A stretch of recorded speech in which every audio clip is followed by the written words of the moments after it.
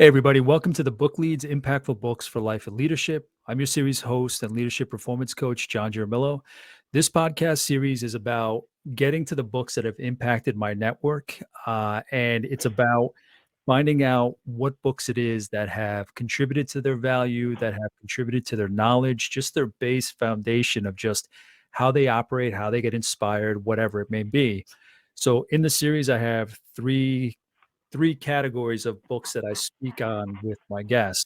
The first one is a book that they may cover with me that I've never covered, that I've never read. The second one is a book that we've both read, and whether it's in the past or reading it for this series, and then we go over it and compare notes.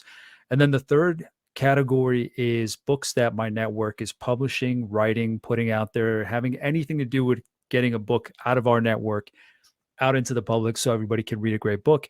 And that's where this particular interview falls. My guest today is Matt Necci. Matt is the author of The Road Will Someday Bend. And we'll be lucky enough to have Matt walk us through that book, give us the backstory of the book and how he came to write the book, what inspired him, so on and so forth. But Matt is a litigator by trade, and he has a penchant for social media and community building. His daily musings about Yukon Huskies, the New York Mets, Greater Hartford, and the Adirondacks can be found on Twitter at UconNetch, Netch. Matt lives in Glastonbury with his wife, Jen, and their daughters, Abby and Riley. Matt and I met through a mutual connection here in the Hartford area.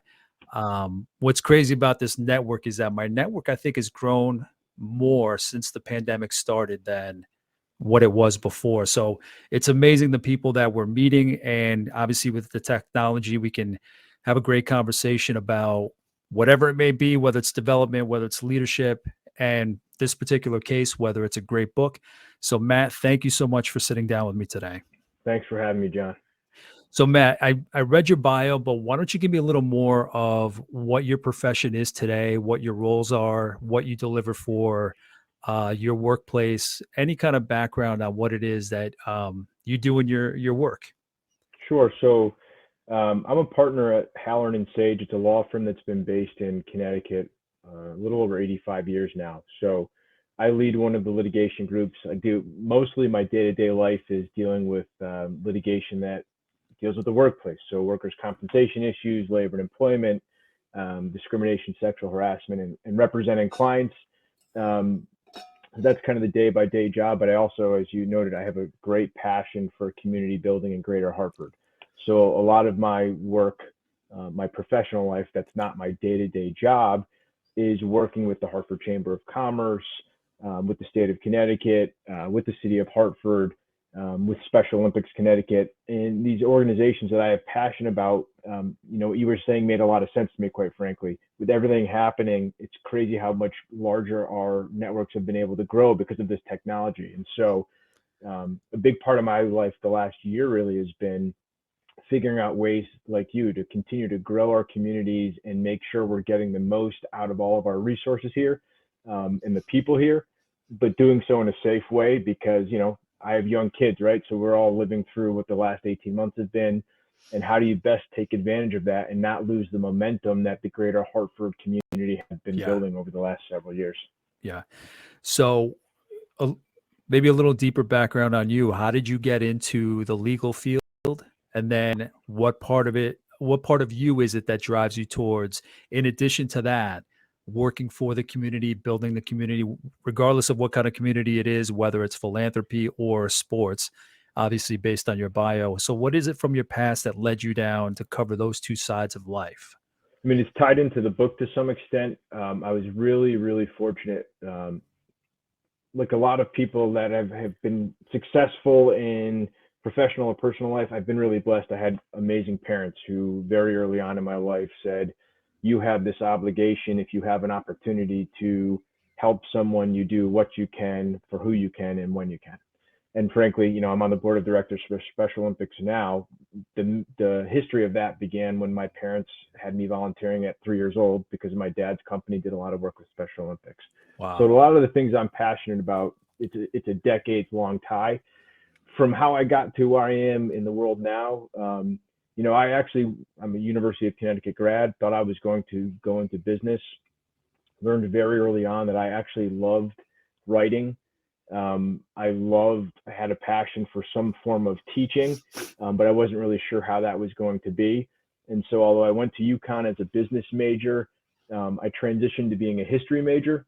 And then in the Okay. middle of that process, really enjoyed writing and thought I was going to be a journalist and I was going to change my major again. And my parents, again, to their credit, sat me down and said, "Kid, you're getting 4 years.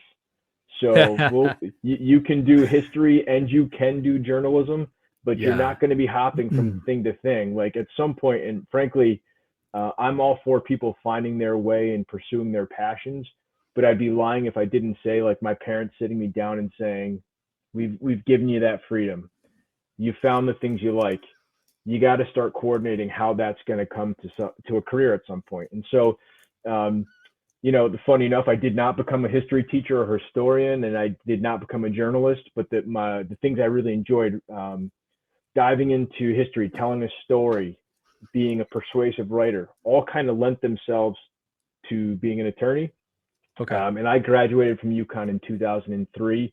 The law school industry has kind of been all over the place, but really in that early to mid 2000s, it was thriving.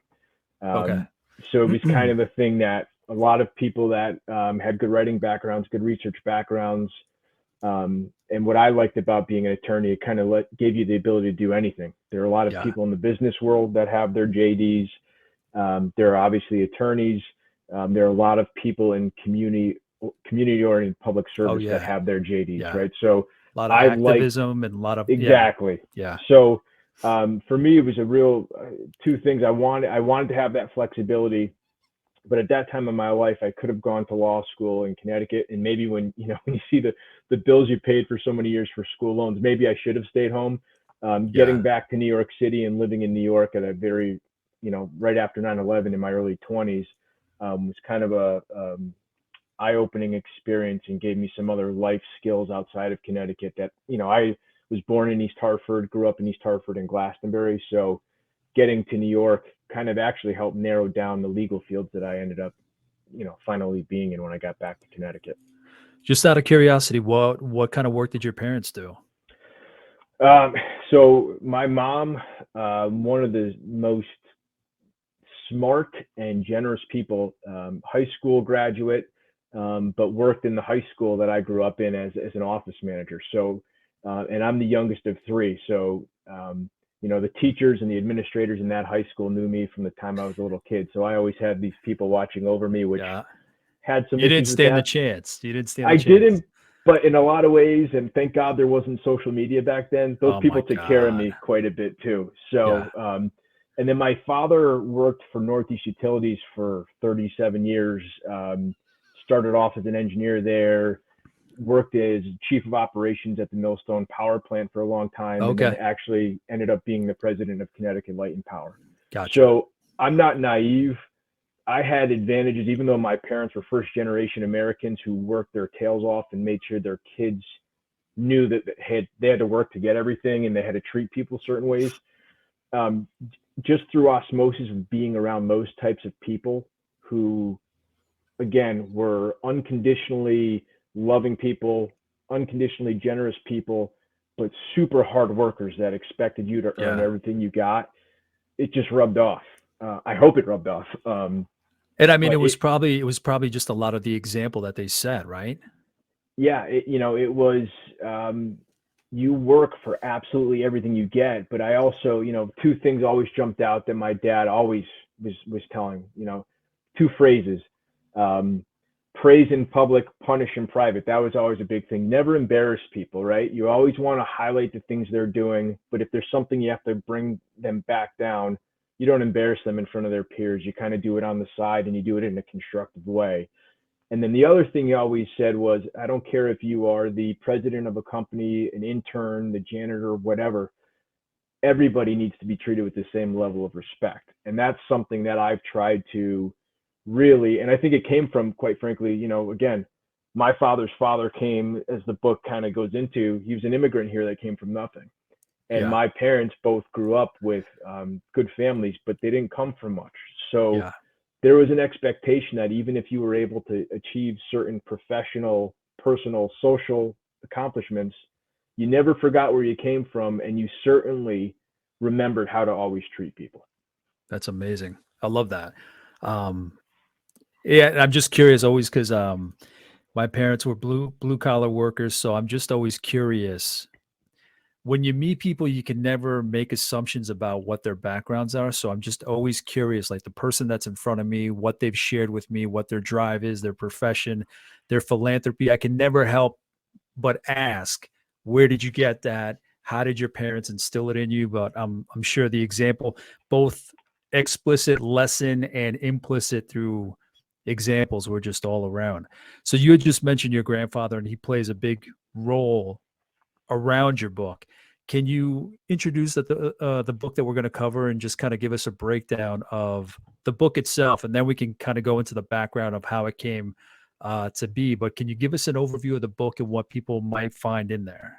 Sure. So, and here's the cover of the book, just so everyone can see. Yeah. The book is "The Road Will Someday Bend." It's very loosely based on my grandfather's life.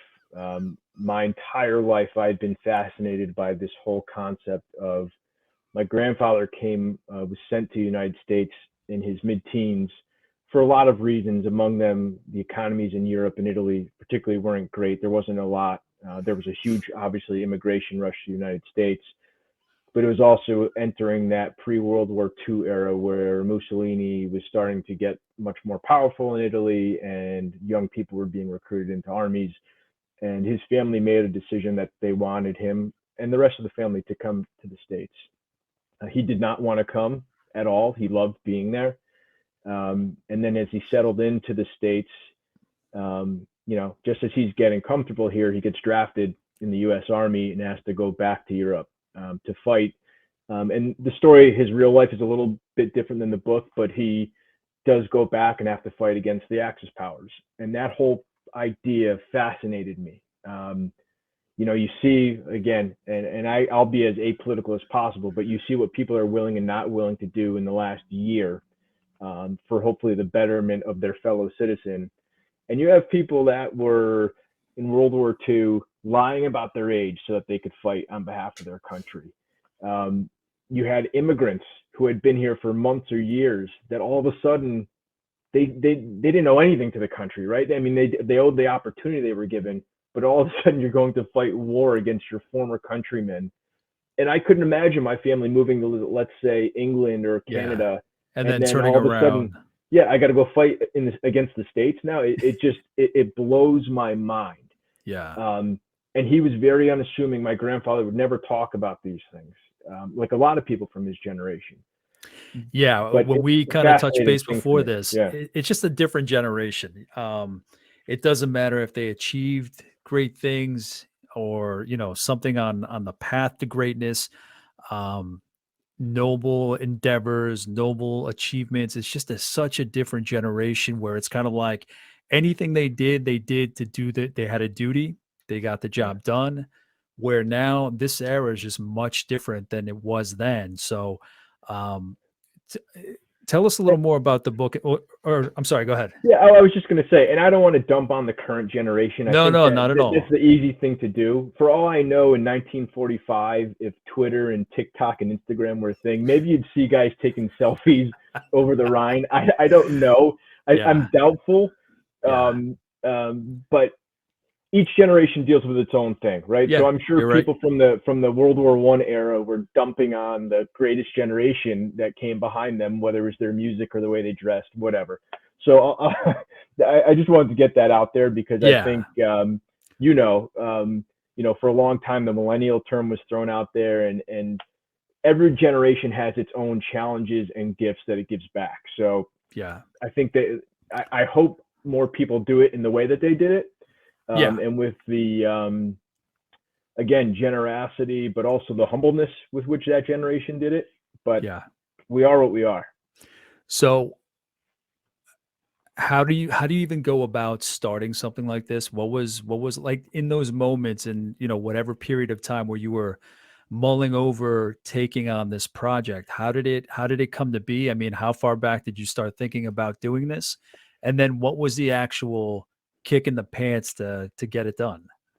So I think writing a book for me was something I always wanted to do. And I don't know when I exactly made the connection between my grandfather's story and actually writing it. Although I knew, again, as I said, this whole premise of his story fascinated me my entire life. Um, I do write a lot for work. So whether it's with trial briefs or appellate briefs, a lot of what I do in crunch time is trying to write a persuasive brief that's going to, some people that are lawyers love writing and hammering on the law, and that's sometimes appropriate. I think that writing, whether it's a book, a trial brief, an email, a note, whatever, persuasive writing where it sounds more natural, like someone's actually talking, as Yes. opposed to it Yes. being legalese or overly written, Yeah. is is something that I think people when they're writing something, they think it has to be so official. When the reality is, I want to be able to picture you saying it when you're writing. Yes. So um, I think that's something that I've always really focused on. And my wife's been really supportive. So last year, I think, again, not to tie everything into COVID, but when we were all going through all of this, especially early on, March of 2020 is coming around and things shut down. And then it's early April and it's like, well, maybe we're going to be here a while because no one knew what was going on. And as that time was going, I just started to have some conversations with my wife and said, I think I'm having this idea. I started to put some outlines of what I thought it could be, but nothing was really taking hold. But I asked her impression, and she said, "Yeah, I think you should. This is something you said you wanted to do. Why don't you give it a shot?" And then, like I said, I did some outlines, but nothing was really sticking the way I wanted. And then May of 2020 came, and I was approaching my 39th birthday, and it was also at a time where things, obviously, because we're still dealing with it, we're not 100% better, but we were heading into the summer and people felt a little bit better. Things are starting to open up. And my thought was, listen, if this is ever going to happen, it's going to be when I don't have an extra 2 or 3 hours in the car every day. I'm not Yeah. going to meetings every day. Yeah. We're not going to our kids' activities every day. So I have some extra time. It's now or never. And quite frankly, I think it'd be a great goal if I could have this accomplished by the time I turn 40 in 2021. So that was how it started. And it started with, I tossed, I knew where I wanted this story to start and I generally where I wanted it to finish, but I wasn't sure what was going to be in between because I did not like the outlines I had put together. So I just wrote a chapter and gave it to my wife, who's a middle school English teacher, but she's a really passionate reader, one of these people who's got 3 or 4 books going all the time, right? And she's just rotating depending Yeah. on Her where she's mood. sitting in the house. Yeah, exactly. Yeah. So, so it was more of, listen, she's read so many different genres and so many different authors, and I have my favorites. I like going back and forth between fiction and nonfiction, but she's kind of all over the place. So, is this interesting to you? That's what I would say. If this is interesting, and you want to know more, I'm going to keep writing. If you don't like it, I'll probably still keep writing. I just won't keep sending it to you, and maybe this will just be for me, or something that I can leave our kids for, down the road, so they could see I as love that. this crazy part in our lives. This is what I spent my extra time doing. I love that you can say, if it doesn't work out, it's something for me Yeah, or it's something for my kids. I love that. yeah. I mean, part of it was, my wife lost her father a couple of years ago, and I remember being at the wake with her and her saying, she was meeting coworkers that he had worked with for 30 years and some friends that she just didn't have a good relationship with, and hearing all these stories about her dad and saying, I wish I had known some of those parts of him. Like, I have my own memories, but it would have been nice to know that part of him. And that really slammed me in the face. Like, I wonder Yeah. I don't want my kids saying the same thing. Not that she was saying it in a Yeah. bad way, but I'm sure like they would have the same question. So I tried journaling for a while, and it was just really hard for me to get into whether it was daily, weekly, monthly, just wasn't my thing. So this was another way. And when I came to that realization, it was, at the end of the day, I can leave something for my kids that it's part of me that never existed before. And in 20 years, they can say, now it's here. I Um, I completely get that, man. With this series right here, like I want it to be successful. I want people to enjoy it. But at the very least, it's amazing that my kids in the future will have a collection of my Yep. conversations and get a sense of what was important to me, the people that I wanted to profile in my community, the people that I respected. Like, it's just amazing. We living Yep. in an amazing time. It really blew my mind when I was able to show my kid a video that I took of him when he was a baby. You know what I mean? Because we didn't Yep. have that when we were kids. I'm a little older than you, but it's only like 3 or 4 years. Yep. But, it's just amazing. I love that we can both think about the legacy, not so much reputation only, but something that we can say, "Your father put this together. Your father Yeah. created this. This is what was important to him." I completely agree. And I think, and again, this isn't a generational thing because I think every generation does this, but we always, it's because that's just how the brain works. We always think whatever we're going through in life is the first time it's ever happened to anyone. Yeah. Right. And so I Yeah. wanted, if I'm not here someday, the whole idea of starting a journal was write things and get like really open up, like whether it was a financial issue or a job issue, let them know that when you were 30 years old or 40 years old, you had this crisis so that when they're Yeah. going through it, they realize it's not the first time. Things work themselves out. I really do believe that for people Yeah. that work hard, that have common sense and that treat other people really well, things tend to work out. And so Yeah. I tried to tie that frankly into the book a little bit and show that, like, listen, even in those generations, tied into that whole idea that there are people that have been through these things. And again, there's some war aspects of the book, but there's a lot of like just personal family stuff in there too that I want people to know that we've been there before. You'll get through what seems to be a complete crisis today. Can you provide some of those themes that we may find overall, like in a few sentences, not giving anything away, but what is the book about? What is the arc of the book? Just if you could do it in a few sentences, you don't have to go too deep, but just to get a good idea of what the book covers.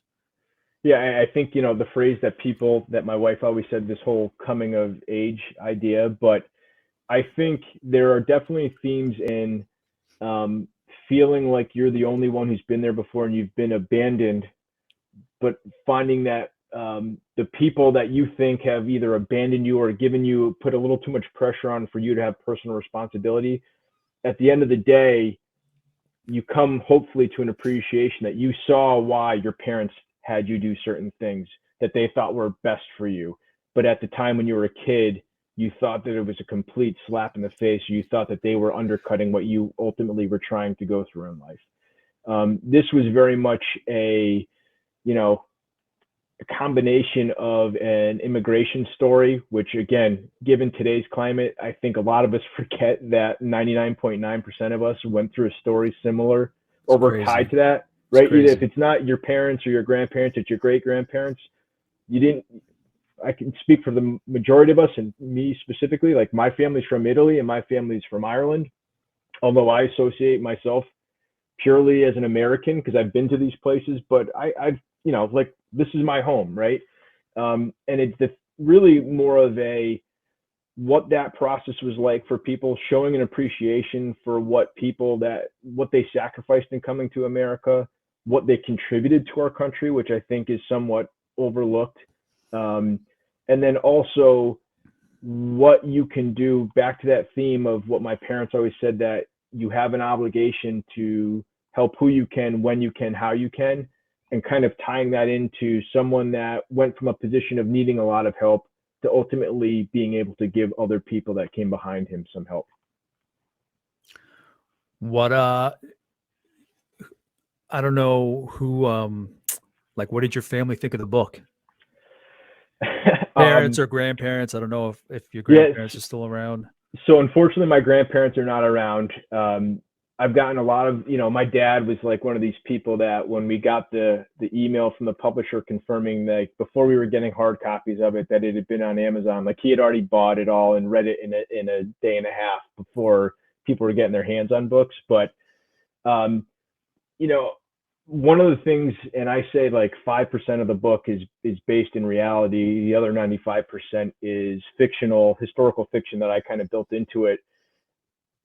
I had one of the early questions I had was, how close is this going to be to being a memoir that's based on some things? My grandfather had a journal from when he was in the war, and some other things, or is this going to be more just historical fiction? And I went with the latter choice, and I'm glad I did. I think if I had been a little too close to home, I'm not sure I would have gotten the positive feedback because, um, you know, my grandfather means a lot to all of our family, and they may not want certain things out there, right? Not that he did anything Yeah. scandalous, but I think they realized that I was certainly honoring the person and kind of who he was and who he was to our family and what his journey was. But I think they also appreciated the fact that, you know, in my opinion, writing a book, the closest thing I could compare it to for myself was running a marathon, Yeah. and the amount of time and energy that went into it. Um, How long it did it was, take you, more or less? I would say 5 months probably. So my goal was from May. When I started in May, it ended up being around Thanksgiving. I finished writing kind of the first draft. So every week I would try to write a really rough chapter, do an initial edit, get it to my wife, get her thoughts, sometimes incorporate them, sometimes just rewrite based on my edit, and then have a quote unquote finished chapter each week, even though I went back at the end and edited 5 times before I gave it to my Yeah. editor. Yeah. So that was kind of every week from around my birthday, May 21st, to around Thanksgiving, which gave me a good, like, I don't know, 5 or 6 months, I think. I'm not even doing 4 or 5 months, basically. Yeah. And then by the time I was done with my rough edit was really right after Thanksgiving, or my final edit was around Thanksgiving. Publisher and the editors there really worked with me to hack it up pretty good for another month or so, and then within a month it was out there in real life. So it was kind of a process of, on weekends I did a lot of writing. When everyone went to bed at night, I did a lot of 9 p.m. to 1 a.m. sessions. Wow. It was but it was like a marathon. It was I very much looked at it as, if you took a break, I didn't want to come up with, like, I didn't want to slow momentum down. Yeah. Yeah. And the only times that did not occur was, there were definitely 2, maybe 4 or 5 nights that I found myself writing something that just sucked. It sucked. And instead of forcing it, I said, you know what? I'm going to bed. I'm putting it away, walking away for a day. And on every single one of those occasions, when I came back and started writing, it was so much better what I had come back with than what I had started with. So I knew when I got to my limit, if I needed to walk away, I could do it. Yeah. Thankfully, that was only a handful of times, though. So as you're writing it, how do you balance his life? What was your target? Yeah. Meaning, like, balancing portions of his life, having some creative freedom, and then uh wrapping it up in some kind of lesson. How do you even go about that when it's something so personal as your grandfather? So um, this is going to sound corny as hell, but to some That's extent, what I'm here for, man. it was not up to me. Yeah. So I knew where I wanted to start. And again, I knew the general idea where I wanted to finish. And there's an epilogue where we're at a family cousin. We called it a cousin's party, which is real stuff that happens in my life. There's like 6 groups of one family. That's 6 branches of that family. We get together every summer. There's like 70 of us. It's awesome. That's And I awesome. wanted that to be in an epilogue set, like, it was probably 40 or 50 years after the story ended. Yeah. Just so When I was, you can show where the story, yeah. where it goes, So, where it ends. and tie that in. But what I would say is, you know, when I was talking earlier about giving a chapter to my wife and getting her feedback, after like 2 chapters of where I knew where I wanted to start, I was interested in what was happening next. Like, the characters, when people's authors say character came to life, these characters were coming to life. And I was, you know, there was days I was excited to finish dinner so that I could go and write, because I Yeah. wanted to see what was going to happen. It's almost like Um, you're documenting what the character's doing. You're not writing ahead of them. yes. And so it was That's almost cool. like just telling the stories as they were living in my head. And then there would come a point, if it was a slow part, or if I saw I was going so far down one road and I knew I needed to come to another place, I would try to go back and bring in a component of my grandfather's real life, or some shadow of it, so that I had something to tie back to where I needed to end up at the end of the day. But you know, there were some things that were probably again, based on things he did. There's some, without giving anything away, there's a rescue scene in the book. Um, because he was an Italian immigrant, and he never told me this. I found this out from relatives after he passed away that had been in the service as well, or they saw his war diary. Because he was a new Italian immigrant and obviously spoke Italian, like when there were transitions of POWs, he would be going behind enemy lines with a couple people and bringing American soldiers back from behind German or Wow. Italian lines. So there may be some exaggerations on that within the book, but it was Yeah. obviously, based on things that, and again, he wasn't the one that came out to tell I me was this gonna say thing. I didn't. I was gonna say so that wasn't in his his personal effects at all. That was somebody that you happened to kind of bump into Mm-hmm. that relayed that information. Yeah. Wow. And he was, I include it in the book, and my father described my grandfather in this way during the eulogy for him. But my dad called him a gentleman and a gentleman, and that was him to a T. He was just the nicest, sweetest guy in the world. Um, he was great to have in a conversation and had a great laugh. But he wanted to know what was going in your life all the time. It wasn't a big deal for him. And then you'd go and you'd find, these framed. My grandmother had some medals he got framed. Like it was just so unassuming for him. You wouldn't realize all the things he had been through in life. So, and as you can see with me rambling on at certain points of this, I'm more of a talker. I wish I had a little bit more of his listening and his patience. But he was a remarkable guy. So, and this, I mean, this will be the last question about like the book itself and the process. So, did you start off going through what he did leave behind, or did you have an idea of what he had done, and then you kind of came up with a story to follow along that his route, and then went to his effects to get more specifics? Like, what does that even look like? Yeah, so I stayed away from his actual effects, with a few exceptions of asking my Yeah. father some questions. Looking, my dad has a few like military badges and medals, asking questions about that. Um, I focused more on the idea of the story and how I can make it a good story. As I went along, there were some relatives that I would call up and just ask questions about. I did so much, and this goes back to, sometimes I speak to UConn history students and they want to know, well, what am I going to do with a history degree? I went back, the amount of historical research I did for the book.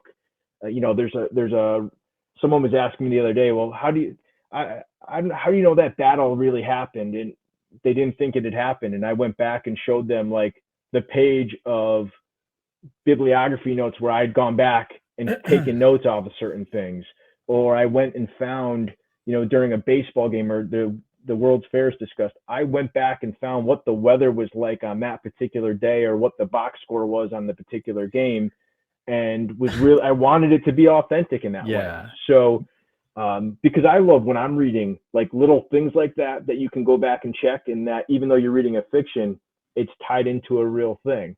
Yeah. Um, I always love that, like with Back to the Future, like there were certain like historical facts that they would include in that makes the whole fictional story more interesting. So Yeah. that was really important to me when I was in the process.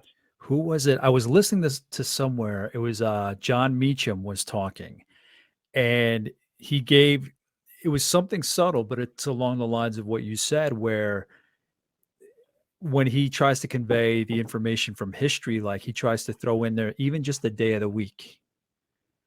You know what I mean? Not just the Yep. day, but he said something like, this big historic event was on Friday, whatever the date was.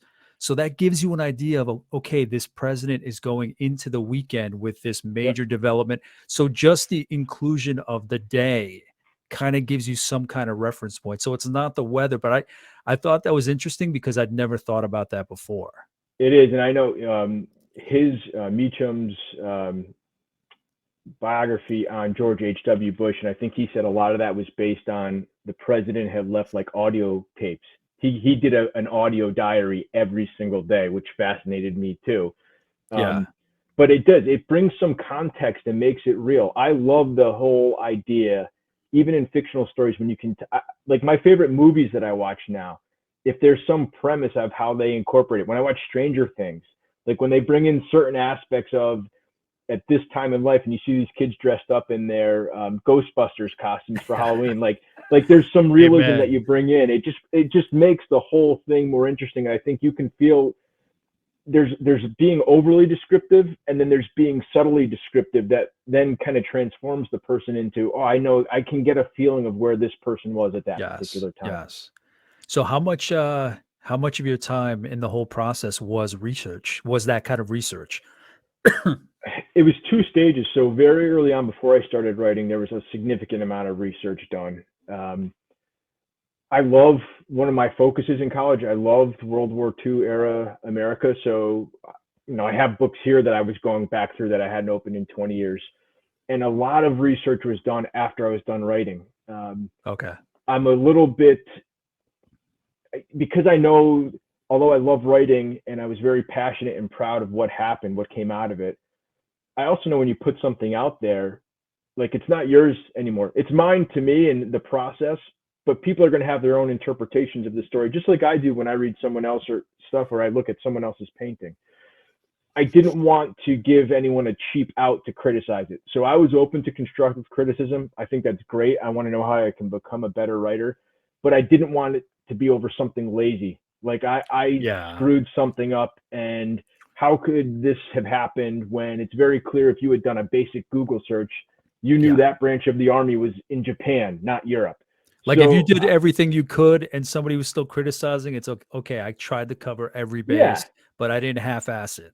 for sure. I wanted this to be like I threw everything into it, because again, when you have kids, time goes by even faster. Oh But yeah. when you talk about 4 or 5 months of just the writing, to have gone through all of that and then to have half-assed it and not have it come out the way I wanted would not.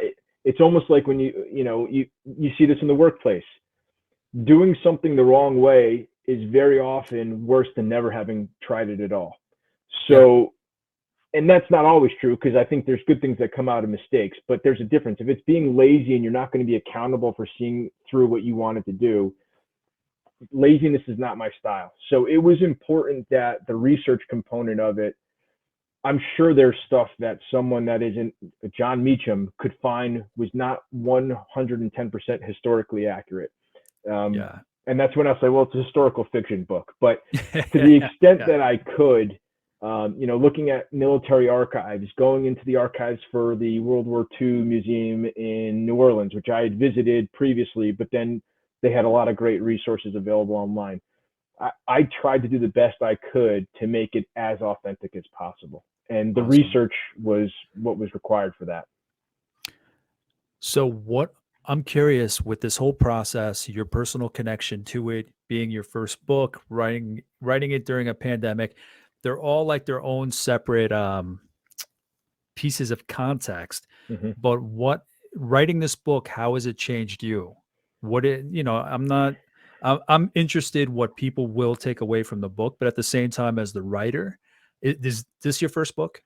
This was my first book, yes. Okay. What did you take away? How do you think you've changed since writing it, since putting all the work in there? It obviously being a family affair. How have you changed since this came out or since you finalized it? Honestly, and I'm a big, I think like yourself, personal growth, leadership skills, constantly giving people the resources to let them continue to grow as a person. The thing I took out of this the most is somewhat antithetical to that. It reminded me that I had this muscle of setting a huge monumental goal and that I could still achieve it. Um, I came up being incredibly goal oriented. It was go to college, go to law school, run a marathon, have a family, become a partner at a law firm. And then as you become an adult, and again, this isn't a bad thing, but there's certain things, whether it's work or your family, that take priorities over certain things you want to do. That's just life. Um, and sometimes you get into a rhythm that you forget that, you question whether you still have that ability. This was such a huge thing for me. It was so cathartic, the whole process, but to remind myself that if I set my goal for something and I'm willing to put in the work, and it doesn't mean it's just going to happen automatically, but I'm willing to put in the work. I knew I still had that muscle. And so again, at 40 years old, um, I'm not stopping working anytime soon. So reminding Yeah. myself and kicking myself in the rear saying, hey, buddy, you got a couple more decades here. This is stuff that, there's things if you want to accomplish, you can still do those things. It's going to take work, but you can still do it. Having that, again, kick in the backside and a memory that and a remembrance that always had that ability, and there's no reason why I shouldn't continue to have that type of goal reaching was something that was invaluable to me that the book absolutely came through for. I'm always looking at silver linings from the pandemic, like good Yeah. things that came out of this. If the pandemic hadn't happened, where do you think you'd be? You think the book would have eventually been written at some later time, or I think it obviously would have been different because I do think at some point I would have written, but it would have been different because it would have been from a different stage of my life. Um, how I so think what though? well, I think what's good about this book is that I'm a parent, so I'm old enough to know some of the things that went into the parental um, View? parts of this Yeah. book, Yep. but I'm also young enough to remember how close it was to being in my late teens, early 20s. I remember moving to Brooklyn for my first year of law school and not knowing anybody, and my parents and my now wife and then girlfriend like getting in a car and taking off, and then just sitting there and not knowing what was going to happen with the next 3 years of my life, and just walking the streets of New York trying to figure out what the hell I was doing. Wow. I, Yeah. I still remember. I still had vivid memories of that. So, not to say that you don't remember things. If I wrote this when I was 65, but at that point, you're at a whole completely different part of your life that I'm not sure I could have written this 10 years ago the way I wrote it, and I certainly don't think in 10 Yeah. years it would have come out the same way. Yeah. Yeah. Yeah. You seem to hit that sweet spot. I think, and again, people went through so much. For me, I wanted to make sure that I, first of all, it was huge loss for a lot of people. What I tried to value when you talk about silver linings was I did want to do something that was going to come out of this, which the book was, but I also wanted to appreciate the fact that I was never going to spend this much time with my wife and children until I was retired, quite frankly. So, Yeah. um, and that family connection part of it and making sure we were all on the same page played a role to some of the themes of the book as well. So I'm glad, kind of like your podcast, making something, using the opportunity to try to create a positive out of for what a lot of people has been is a huge negative. Yeah. I'm happy I was able to do that. And if it kicks off to being able to write other books in the future, I'd be thrilled with that. And I think that's likely to happen. Yeah, that was going to be a question coming up, but before that, so generally, even if somebody isn't into history, even if somebody this isn't a book that they would typically pick up, what kind of lessons would you say are in here for them? If you could kind of describe the kind of lessons that somebody maybe this book wouldn't be their cup of tea, how would you describe it? What can they take away that they can apply to whatever field of their life you believe they could do so? Yeah, I think what's good about this book is a few things. Obviously, like I said, there's an immigration story of that and um, knowing what that huge monumental thing is for someone that's a teenager having to go through that process. I think there is a certain genre or a certain type of reader that loves that story. And similarly, with the war components of it, there are people that love World War II. Um, what I think is the larger theme is I think people do love these underdog, hardworking coming of age stories.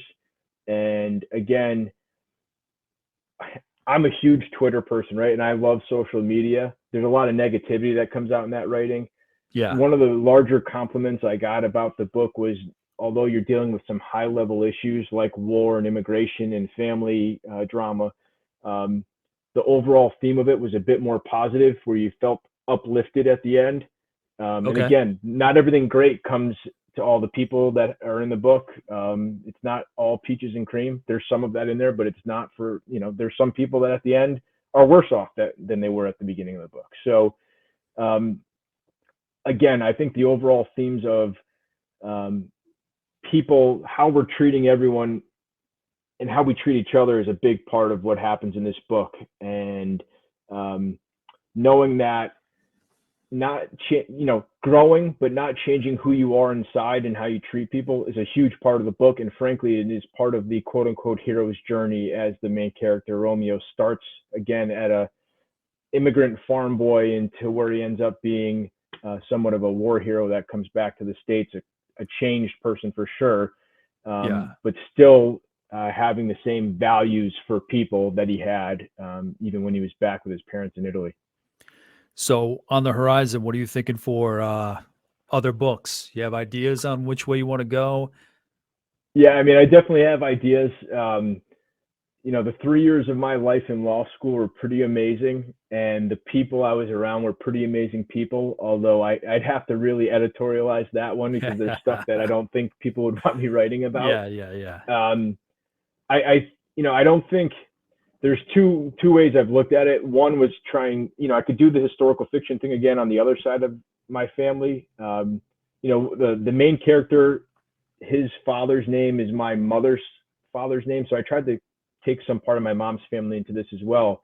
But if I ever wrote about her family, her mom was born in the States but moved back to Ireland when she was like 2 years old and grew up in Ireland, and then came back over to United States in Brooklyn, met my grandfather who was the son of an Italian immigrant, and fell in love. Gotcha. It's a little too on point to the movie and the book Brooklyn, which is an awesome story. Yeah. But I think if I wrote something, it'd be a little too many similarities there. I think I love people, but I love funny things too. So if I could try to be a little bit more into a more modern day storytelling, not a comedy, because I think it's hard to write a comedy, but a book that's a good story that has some really funny parts. I think again, there's aspects of my early 20s, when I was in law school in a time that was really crazy in New York City because it was right after 9/11. I had been someone who had grown up in Connecticut, so although I'd go and see all the places my family was from, there were some real eye-opening things that were happening when I transitioned there. So I think that may be something that I do. Or I love, people love Stephen King's novels. I love Stephen King's novelettes, the shorter stories. Yeah. I think I may, again, it may be for myself for a while. See if I can put some short stories together, and then if something Nice. comes out of that, that might be From an history option to too. horror. I love it. Yeah, yeah. It's true, but some of his like best stuff, the book that the movie Stand By Me is based on. I think it's called The Body. Yep. The Shawshank. These are all like just really unbelievably well written, interesting stories. And he's like, he's a horror writer, but he is an unbelievable writer, right? You don't sell the number of books he does just by writing Horror some gruesome alone. things. Exactly. Yeah. So we'll see. Maybe my wife does love horror stuff and makes me watch those ridiculous movies. So maybe there's a component again to keep her interested that I would do something like that. That's awesome. So, yeah, as we wrap up, I know you're involved with a lot of organizations. If there's anything that you want to share here about those organizations, please do, like whether it's websites or annual events that are coming up, anything that you want to share just based on the different areas in which you're involved. Yeah, I mean, I would say this. So I'm obviously really passionate about Greater Hartford. I'm on the City of Hartford's Chamber of Commerce, Special Olympics Connecticut board. So I would say if you'd like to check out more of those organizations, whether it's Special Olympics or Greater Hartford Development, Hartford 400, some of the things that iQuote plan is doing, there's some really impressive stuff happening in Greater Hartford. If people just want to connect with me, I'd love to just connect, talk to people about things because I love all things Connecticut. My overall message would be, I'm into those things because they're what I'm passionate about. Nonprofits across the country, but particularly in Connecticut, got absolutely hammered over the last year. So my shout out would be whatever you're passionate in, there's probably a nonprofit that focuses on that, and do whatever you can to support those organizations. That would definitely be my message. Awesome. Matt, thank you so much for sitting down with me. Again, another conversation with somebody I haven't met, but hopefully when things get back to normal, we can meet up for a beer and talk about your next book. So no pressure to have that written by then. Yeah, I'll have the whole thing done by then. But no, John, I appreciate the opportunity. Love what you're doing, and looking forward to continue to follow. Thanks, man. Thank you so much.